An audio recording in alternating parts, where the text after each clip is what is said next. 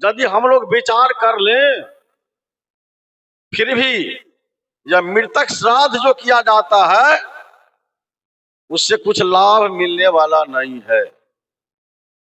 एक छोटी सी पुस्तक है गरुड़ पुराण, जिसका नाम है प्रेतोद्धार सारोद्धार प्रेतकल्प, जिसमें एक तरफ पक्षीराज गरुड़ जी है और दूसरी तरफ शतोग्री विष्णु महाराज है। दोनों के बीच में लंबी चौड़ी वार्ता हुई है, जिसमें 16 अध्याय है। गरुड़ जी पूछते हैं प्रेत कौन बनता है, वैतरणी में कौन डूबता है, नरक योनि में कौन जाता है। तो श्री विष्णु जी ने समझाया, जो लोग माता पिता सास ससुर संत गुरुजन की सेवा नहीं करते हैं जिंदा में, जो लोग मांसाहारी है, नशापान करते हैं, व्यभिचार करते हैं, जो आत्महत्यारा है, गो हत्यारा है, बाल हत्यारा है, कन्या हत्यारा है, ब्रह्म हत्यारा है, ऐसे दुराचारी दुष्ट आदमी जब मरता है वही बनता है प्रेत, वही बैतरणी में डूबता है, वही नरक योनि में जाता है। अब सवाल उठता है, उसका कल्याण का मार्ग क्या है। जो लोग कहते पिंडादान तर्पण करने से कल्याण होता है, तो इसके पक्ष में भी 18 पुराण के अंतर्गत श्रीमद् भागवत महापुराण है, जिसमें एक बहुत सुंदर उदाहरण है गोकर्ण और धुंधकारी का। बहुत सारे लोग सुने होंगे, जैसा नाम है वैसा गुण भी है। गोकर्ण एक बहुत सज्जन सुपात्र ज्ञानवान व्यक्ति का नाम होता है। धुंधकारी जैसा नाम, काम भी वैसा, बिल्कुल उल्टा, आचरणहीन, व्यभिचारी, दुराचारी, दुष्ट आत्मा। और जब धुंधकारी की मृत्यु होती है तो ये बनता है प्रेत का सरदार, भयंकर प्रेत। गोकर्ण महाराज इनके मृत्यु होने पर बहुत सारा दान दक्षिणा, बहुतों पिंडादान तर्पण श्राद्ध किए धुंधकारी के कल्याण के वास्ते। एक दिन आंगन में खटिया पर सोया हुआ था गोकर्ण महाराज, आ गया धुंधकारी, बहुत काला करूठा रूप धारण करके, भयंकर रूप धारण करके, घिया रहा था, आवाज नहीं निकल रही थी। बार बार पूछा गोकर्ण कौन हो, लेकिन आवाज नहीं निकल रही थी। अंत में गोकर्ण महाराज अपने हाथ में जल लिया, मन से अभिसिंचित करके उसके बदन पर फेंका। तब धुंधकारी चिल्लाने लगा, जोर जोर से रोने लगा, विनय करने लगा, भैया मुझे क्षमा करो, मैं आप ही का भाई दुराचारी दुष्ट धुंधकारी हूं। मैं ही अपनी माँ को पिता को मारे थे, समाज के बहुत बच्चे को मारे थे। अंत में 5 वेश्या हमको शराब दारू पिला के और जिंदा में तरपा तरपा के मारकर मिट्टी के अंदर में ढककर भाग गई। मैं प्रेत बना हुआ हूं, मैं बेचैन हूं, मैं भूखे प्यासे छटपटा रहा हूं, मेरे लिए कुछ उपाय करो। गोकर्ण महाराज ने कहा, अरे धुंधकारी, मैं धन लेकर क्या करूंगा, तुम्हारे कल्याण के वास्ते मैंने बहुतों धन संपत्ति गरीबों में ब्राह्मणों में दान कर दिया, तुम्हारे नाम पर हम पिंडादान तर्पण श्राद्ध किए। धुंधकारी ने कहा, भैया इस सैकड़ों हजारों पिंडादान तर्पण श्राद्ध करोगे, इससे मेरा कल्याण होने वाला नहीं है। तब गोकर्ण ने कहा, ठीक है, आज तुम चले जाओ, कल सुबह में हम पूरे समाज को बैठक बुलाते हैं, इसका समाधान पूछते हैं, जिसका समाधान क्या है इसी समय कल आना। धुंधकारी चला गया। सवेरा हुआ, गोकर्ण महाराज पूरे समाज के लोगों को विनम्रता पूर्वक निमंत्रण देकर, बुलाहट देकर बैठक किया। और बैठक में बड़े बड़े ज्ञानी, पंडित, विद्वान सबके सब आए। सबों के सामने में प्रश्न रखा, हम अपने भाई के नाम पर जो पिंडादान, तर्पण, श्राद्ध, दान सब कुछ किए हैं, इससे लाभ क्या? कहा इससे लाभ होता है प्रेतों से छुटकारा मिलती है। गोकर्ण ने कहा तो मेरे भाई को प्रेतों से छुटकारा क्यों ना मिली? कहा तू कैसे जाना? कहा रात में आया था मेरा भाई, बहुत चिल्ला रहा था, रो रहा था, अब फिर आएगा आज रात में, आप लोग उपाय बताइए। यह बात जब सुना, सारे पंडा, पुरोहित, जो भी वहां के लोग थे, सब चुप्पी लगा दिया। बड़ी देर तक तो चुप्पी लगाए रखा। तब किसी ज्ञानी ने कहा इसके समाधान का एक उपाय है। का सूर्य देवता को आह्वान करो, सूर्य देवता का समाधान बताएंगे। गोकर्ण महाराज सूर्य देवता को आह्वान किए। सूर्य देवता आकाशवाणी से कहा इसके लिए एक ही समाधान उपाय है, तो 7 दिन लगातार धुंधकारी को सत्संग, भागवत, चर्चा सुनाओ, तब इसको प्रेत जोन से छुटकारा मिलेगी। गोकर्ण ने कहा सभी आदमी सुन लिए। जगह निर्धारित की गई 7 दिन के लिए, सत्संग, भजन, कथा के लिए। कथा वाचक का चयन किया गया। सारे समाज के लोगों को सादर निमंत्रण दिया गया और समय पर सबको आने के लिए कहा गया। समय बीता, रात के समय फिर धुंधकारी आया। पूछा भैया मेरे लिए क्या उपाय किए हो? गोकर्ण ने कहा हाँ उपाय हो गई। जगह निर्धारित की गई, उसको बता दिया गया अमुक जगह कल से सुबह से 7 दिन के लिए सत्संग, भागवत, चर्चा का आयोजन रखा गया है। सारे समाज के लोग उसमें आमंत्रित हैं, सबको आएंगे और तुम भी उसमें ध्यानस्थ होकर सुनना। धुंधकारी ने पूछा हम कहां पर बैठेंगे? गोकर्ण ने कहा हम 7 पोर का बांस गाड़ देंगे और 7 पोरवा बांस में तू पवन रूप में समा जाना, ध्यान लगाकर 7 दिन तू सुनना, तब तुम्हारा कल्याण हो जाएगा। सजनों, धुंधकारी गया, रात बीत गई, सवेरा हुआ। समय पर सारे समाज के लोग इकट्ठे हो गए, कथा वाचक भी आए। 7 पोरवा बांस में धुंधकारी भी प्रवेश किया।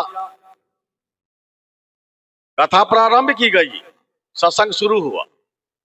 और जब सत्संग शाम में विसर्जन हुआ तो बड़ी जोर से आवाज हुई। सभी लोग कुछ देर के लिए भयभीत हो गए। गोकर्ण ने कहा डरो नहीं, कोई डरिए नहीं, आज धुंधकारी एक गेट पार कर गया है। 7 पोर के बांस में धुंधकारी प्रेत बनकर बैठा है।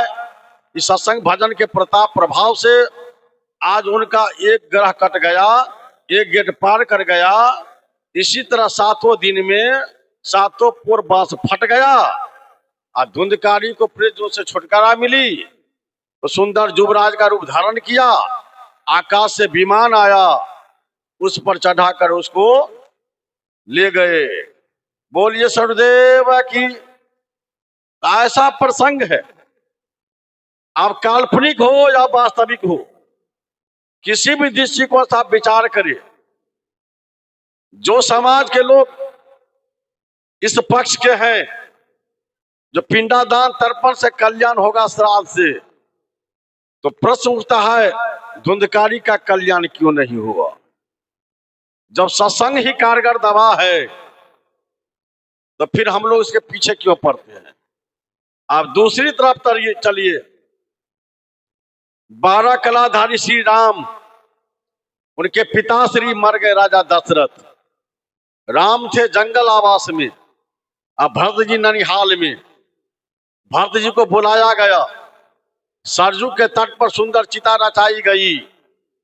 राजा दशरथ का अग्नि संस्कार, अग्नि समाधि हुई। और जहां जस मुनिवर आयुष दिन्हा, और तह तह सहस भांति सब किन्हा। जैसे जैसे मुनि महात्मा लोग राजा दशरथ के कल्याण के लिए भरत जी को बताए, उनसे सैकड़ों हजारों गुना बढ़कर भरत जी पिता के लिए काम करते गए। भये विशुद्ध दिए सब दाना, धेनु वाज गज वाहन नाना। पिता के कल्याण के लिए सुंदर सुंदर गायें, घोड़ा, हाथी, सवारी सब कुछ दान किया। अब फिर ये चर्चा है रामचरितमानस के अयोध्या कांड, दोहा नंबर 170 से ऊपर और नीचे। और दोहा नंबर 170 में बताया पिता के कल्याण के लिए सिंहासन, भूषण, वासन, आन धन निधन धाम, और दिए भरत लही भूमि सुरा, भय पर पूरन काम।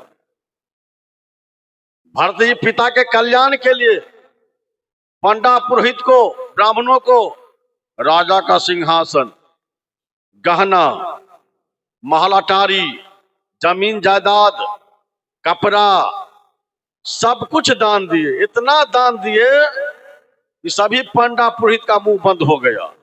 कहना पर आप कुछ ना चाहिए। और गुरु वशिष्ठ ने कहा, हे भरत, ये महाप्रतापी राजा थे, धन धनाते सुरधाम गए, तुम चिंता मत करो। सजनों, उसी रामचरितमानस में 14 वर्ष पूर्ण ही वाला था, लंकापति रावण मारे जाते हैं। कभी भी प्रमाण नहीं है। जो पंचवटी में राम के ऊपर में एक से एक बढ़कर मुसीबत आई। सपना में भी राजा दशरथ का भी दर्शन नहीं दिए हैं, लेकिन सारी मुसीबत टल जाती है। लंकापति रावण मारे जाते हैं और तब राजा दशरथ का प्रेत के रूप में आगमन होता है राम के सामने में। यह प्रसंग कहां पर है? रामचरितमानस के लंका कांड। याद कीजिए श्रोता समाज, नोट कीजिए श्रोता समाज, रामचरितमानस के लंका कांड दोहा नंबर 111 के आगे में, तही अवसर दशरथ तहाँ आए, तनय बिलो की नयन जल छाए, अनुज सहित प्रभु बंदन किन्हा, आशीर्वाद पिता तब दिन्हा। सजनों, राजा दशरथ का आगमन होता है। राम दोनों भाई प्रणाम करते हैं, पिताश्री आशीर्वाद देते हैं, और एक तरफ राजा दशरथ रो रहे हैं और दूसरी तरफ राम रो रहे हैं। राजा दशरथ रोते हैं पुत्र मोह में, और राम रोते हैं हमारे पिता की आत्मा का कल्याण नहीं हुआ, इस वास्ते। तो पिता को बहुत उपदेश करते हैं। उसी के नीचे में पार्वती मैया प्रश्न करती है महादेव से, जिसके घर में 4-4 भगवान पैदा लिए, जिनके नाम पर 4-4 बार श्राद्ध कर्म किया गया, इतना दान भरपूर मात्रा में दिया गया, फिर भी राजा दशरथ की आत्मा का कल्याण क्यों नहीं हुआ? अब पूरे समाज के लोग विचार करें इस बात पर। तो जवाब क्या मिला? दशरथ भेद भगति मन लायो, अताते उमा मोक्ष नहीं पायो। जवाब मिला, हे पार्वती, राजा दशरथ भक्ति के मर्म को नहीं जाना, भेद भक्ति में भूल गए, इसलिए इनकी आत्मा का कल्याण नहीं हुआ। बोलिए सूर्यदेव की। इसलिए श्रोता समाज विचार करेंगे, धुंधकारी का कल्याण नहीं हुआ पिंडादान तर्पण श्राद्ध से, और राजा दशरथ का भी कल्याण नहीं हुआ पिंडादान तर्पण इतना दान दक्षिणा देने से। यह प्रसंग अन्यत्र तो नहीं,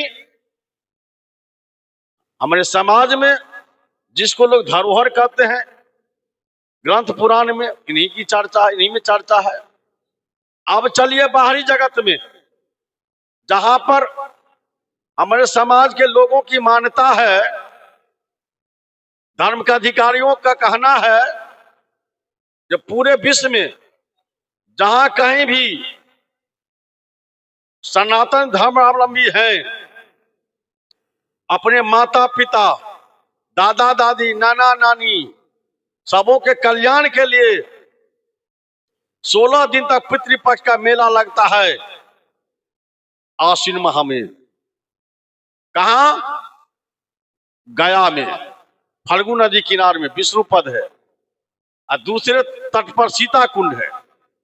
उस सीता कुंड में राजा दशरथ के हाथ का एक फोटो बनाया गया है मूर्ति रूप में, और हाथ में बालू का पिंडा है। सज्जनों, कार्यकर्ताओं से निवेदन, इशारा में काम कीजिए, नहीं तो व्यवधान होता है सत्संग में। इशारा में काम कीजिए, सब कोई इधर उधर नहीं कीजिए, एक दो आदमी काम कीजिए धीरे से, शांति से। बोलिए सरुदेव की। सज्जनों, श्रोता समाज, उस सीता कुंड में राजा दशरथ के हाथ का फोटो है। मैं जाकर देखा हूं, जाकर पूछा हूं, मैंने पूछा वहां के धर्माधिकारी से, ये किनका फोटो है?